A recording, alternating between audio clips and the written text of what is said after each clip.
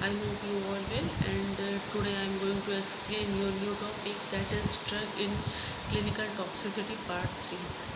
इसमें देखते हैं drug poisoning and it's treatment. मैंने आप लोगों को बताया है कि पॉइजन क्या होते हैं, उनके क्लासिफिकेशंस क्या होते हैं, कौन कौन से ट्रीटमेंट यूज़ किए जाते हैं, ठीक है।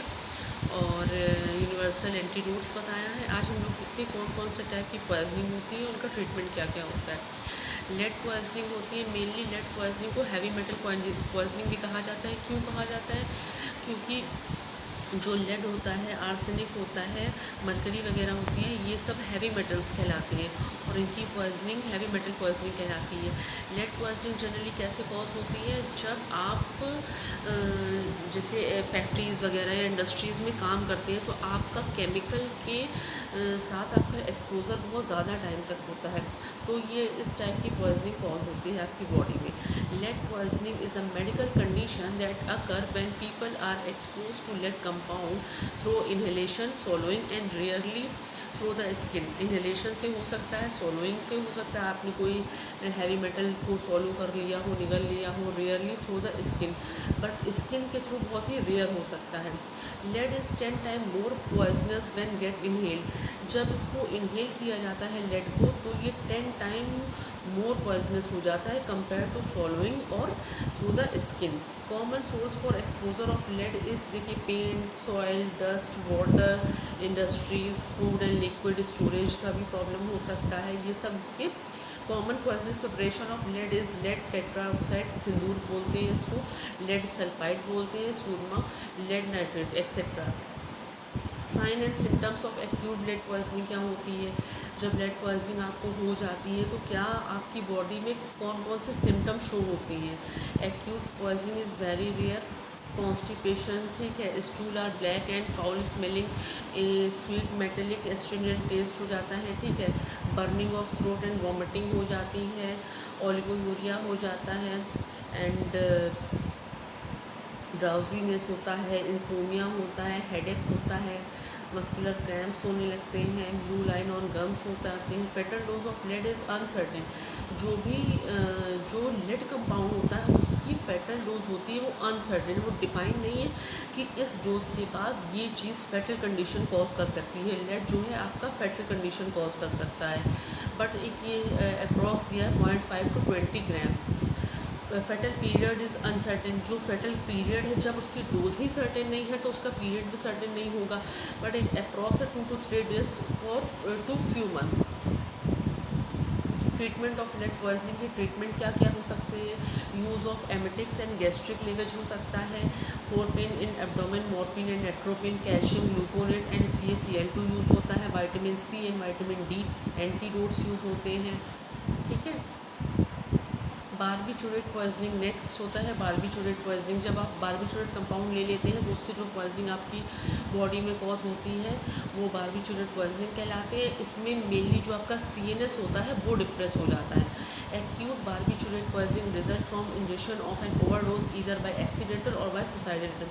देखिए, जो ओवरडोज हो जाती है बारबीचूरेट्स की आपकी बॉडी में बाय एक्सीडेंटल मतलब बाई चांस आपने ओवरडोज ले ली, या सुसाइडल अटेम्प्ट के थ्रू आपने वो उस चीज़ की ओवरडोज ले ली।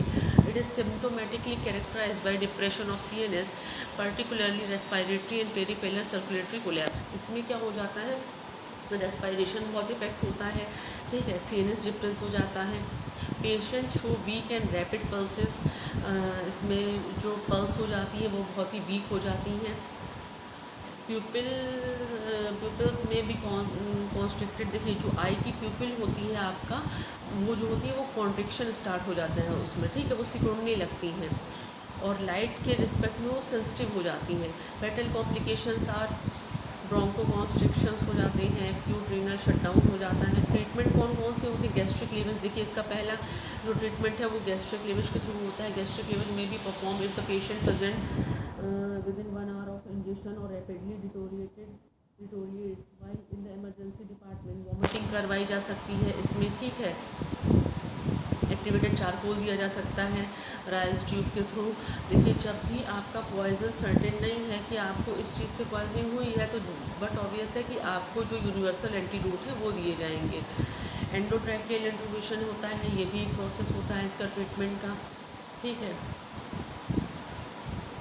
इसमें क्या होता है, this reduce lung complication by providing adequate, इसमें जो लंग में जो कॉम्प्लिकेशंस हो जाते हैं, जो आपको रेस्पायरेशन में प्रॉब्लम होने लगती है, उसको ये इम्प्रूव करता है, और वेंटिलेशन प्रॉपर आपका जो एयर जो रेस्पायरेशन है उसको इम्प्रूव करता है। इसमें क्या होता है, फोर्स डायलिसिस करवाई जाती है, ऐसे कंपाउंड्स दिए जाते हैं आपको, डायरेटिक्स दिए जाते हैं, जिससे आपकी फोर्स डायलिसिस हो जाती है।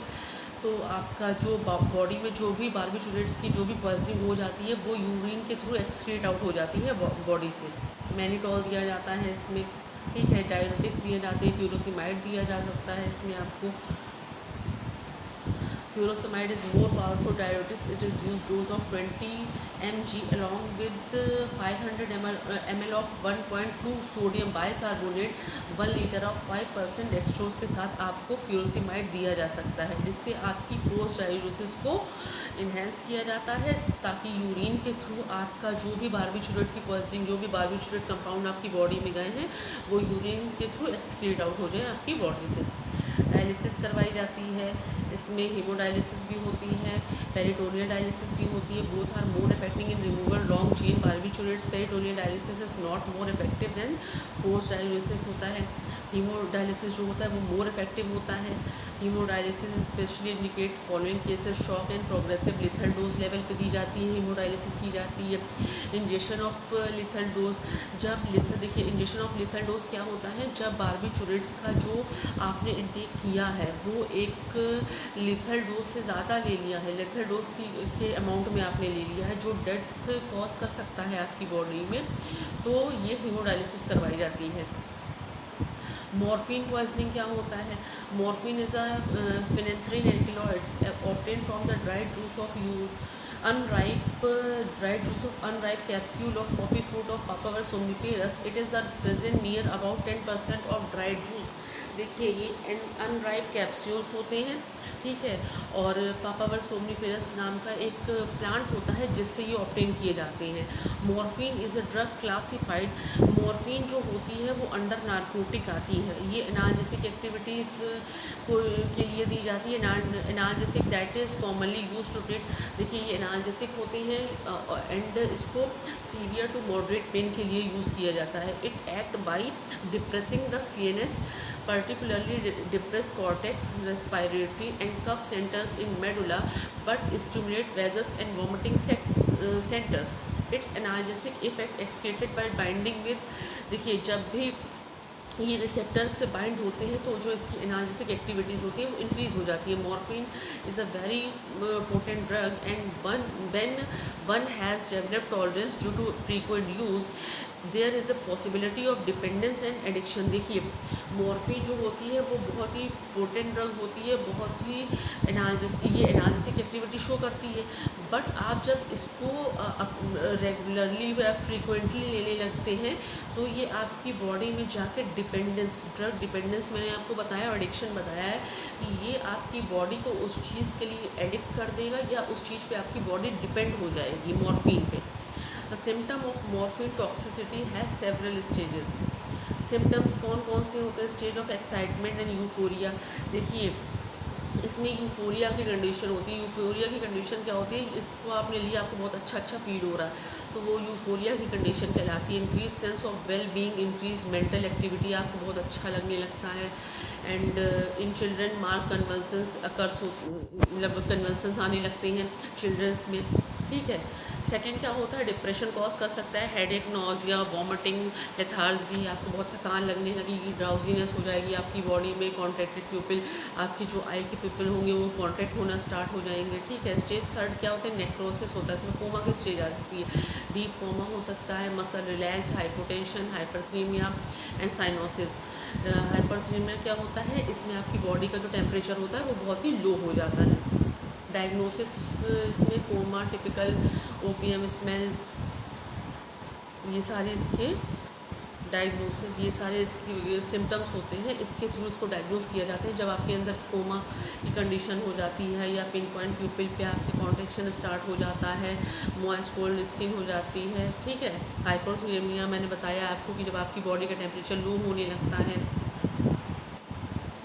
इसकी जो फेटल डोज होती है ओपीएम की 2 ग्राम होती है, मॉर्फिन की 200 mg होती है, कोडीन की 0.5 ग्राम होती है एंड पैथिडीन की जो होती है 1 ग्राम होती है।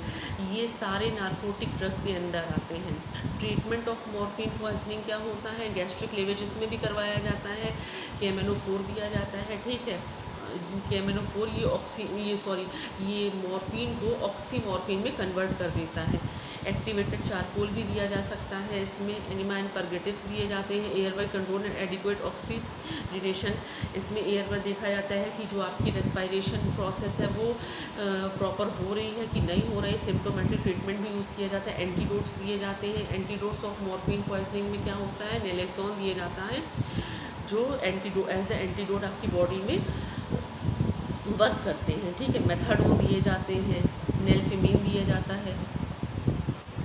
अब देखते हैं ऑर्गेनोफॉस्फोरस पॉइजनिंग क्या होती है।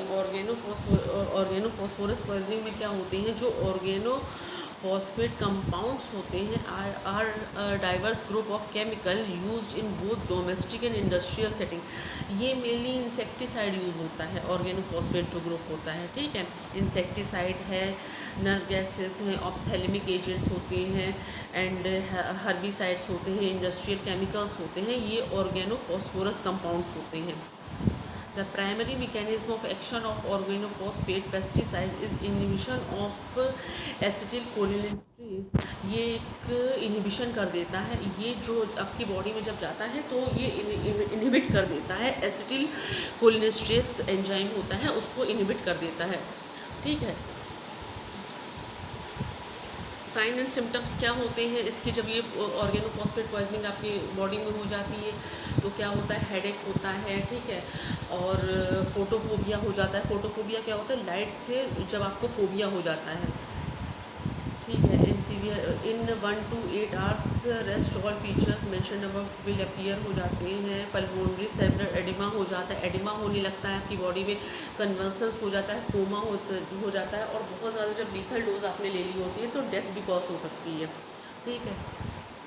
ट्रीटमेंट क्या होते हैं इसके, इसमें है the goal of treatment is to reduce absorption of toxin. जो भी आपकी बॉडी में टॉक्सिन जाता है उसके अब्जॉर्प्शन को रिड्यूस करना। Enhance elimination and neutralization of toxin, जो आपकी बॉडी में जा चुका है ऑर्गेनोफॉस्फेट कंपाउंड, उसका जो अब्जॉर्प्शन है आपकी बॉडी से उसको रिड्यूस करना और आप उसको इन्हेंस करना, उसके एलिमिनेशन को इन्हेंस करना कि वो आपकी बॉडी से जल्दी एक्सक्रीट आउट हो जाए और जो टॉक्सिन है वो न्यूट्रलाइज हो जाए, जो भी उसके टॉक्सिन मटेरियल है वो न्यूट्रलाइज होना स्टार्ट हो जाए, ठीक है। Reduce absorption, removal from surface skin, eye and hair, emesis induction करवाया जाता है। गैस्ट्रिक लेवल इसमें भी करवाया जाता है, ठीक है। एक्टिवेटेड चारकोल यूज़ किया जाता है, डाइल्यूशन किया जाता है। Skin decontamination important aspect not to be neglected and remove contaminated clothing, wash, जो भी कपड़े होते हैं कंटामिनेट हो चुके होते हैं उसको रिमूव आउट किया जाता है। Wash with soap and water. Antidotes दिए जाते हैं, atropine block muscarinic effect, atropine given initially 2 to 4 gram in moderate poisoning, 406 mg in severe poisoning. IM और IV मेथड के थ्रू दिया जाता है, रिपीट किया जाता है 3 to 10 मिनट्स इंटरवल, ठीक है। Atropine is given till the sign of atropinisation in the form of dry mouth, dilated pupil, tachycardia and warm appears. Cholinesterase deactivators दिए जाते हैं, इसमें आपको सिम्टोमेट्रिक ट्रीटमेंट इसमें भी किया जाता है, इंट्रावेनस दिया जाता है MgSO4 को, ठीक है। और मैग्नीशियम सल्फेट दिया जाता है, इसमें बेंजोडाइजिपीन दिए जाते हैं, ये आपको दिए जाते हैं as a treatment, symptomatic treatment, ठीक है। For organophosphate induce delayed neuropathy, standard therapy should be accompanied with neuroprotective drug like corticosteroids. Corticosteroids वगैरह भी आप लोगों को जो इसकी सिम्टोमेटिक ट्रीटमेंट है उसमें दिए जाते हैं, ओके। Thank you.